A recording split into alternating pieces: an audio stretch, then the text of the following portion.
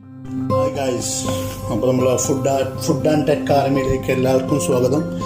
ഞാൻ ഇന്ന് ട്രൈ ചെയ്യാൻ പോകുന്ന ഒരു റോമൻ ഡിഷാണ്. അപ്പോൾ നമുക്ക് പേരൊക്കെ അവസാനം തീരുമാനിക്കാം.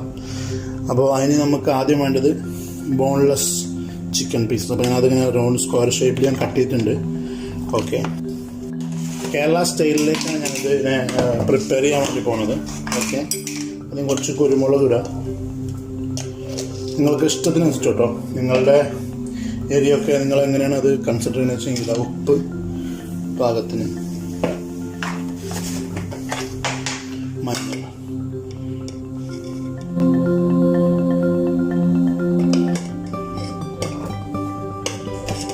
മിക്സ് ചെയ്യുക. നമ്മളതിങ്ങനെ മാരിനേറ്റ് ചെയ്തിട്ട് കുറച്ച് സമയം വെക്കണം.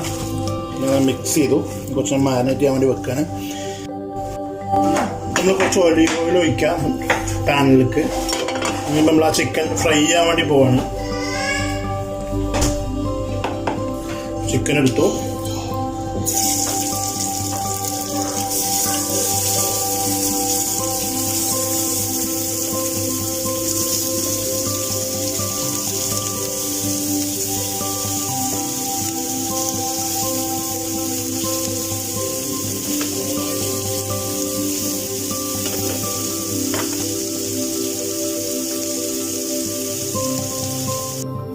നമ്മൾ ചിക്കൻ എടുത്തു കഴിഞ്ഞു.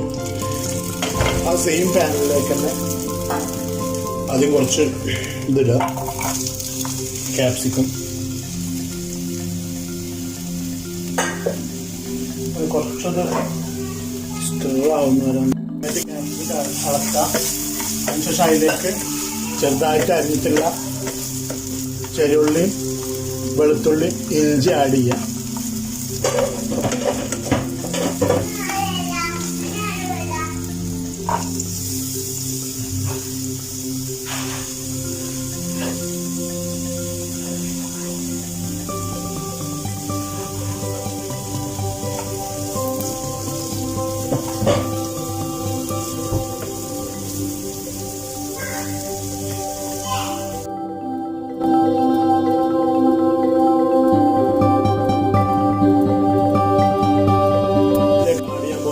തക്കാളി നമ്മൾ തൊലി കളഞ്ഞിട്ട് ആദ്യം വേവിച്ചിട്ട് തൊലി കളഞ്ഞിട്ട് തൊലി കളഞ്ഞ ജ്യൂസ് മിക്സിട്ട് അടിച്ചത് ഒരു പേസ്റ്റാണ്. അപ്പോൾ അത് ആഡ് ചെയ്തു. അത് മിക്സ് ചെയ്യണം.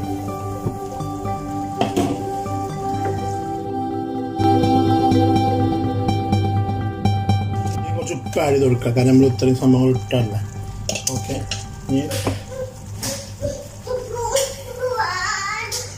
ഇതിലൊക്കെ ഒറിഗാനോ എന്ന് പറഞ്ഞ സാധനം ഉണ്ട്, അത് ആഡ് ചെയ്യണം. ഒറിഗാനോ ഇത് മിക്സ് ചെയ്യാൻ നന്നായിട്ട്. അപ്പോൾ കുറച്ച് തിളച്ചാൽ ഇതിലേക്ക് നമ്മളിപ്പോൾ നേരത്തെ ഫ്രൈ ചെയ്ത ചിക്കൻ ഇതിലേക്ക് ആഡ് ചെയ്ത് കൊടുക്കാം.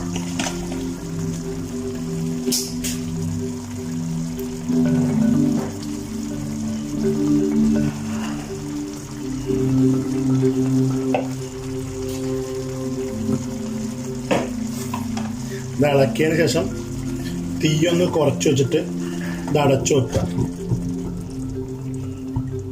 20 മിനിറ്റ് ആണ് ഇത് വെക്കേണ്ടത്. അപ്പോൾ നമ്മൾ ഡിഷ് റെഡി ആയിരിക്കുകയാണ്. നമ്മൾ കുറച്ച് പാഴ്സ്ലി ആഡ് ചെയ്ത് കൊടുക്കുകയാണ്. ഇതൊരു റോമൻ ഡിഷാണ്. അപ്പോൾ ഈ ഡിഷ് ഇഷ്ടമായാൽ എല്ലാവരും ചാനൽ ലൈക്ക് ചെയ്യുക, സബ്സ്ക്രൈബ് ചെയ്യുക, കമൻറ്റ് ചെയ്യുക.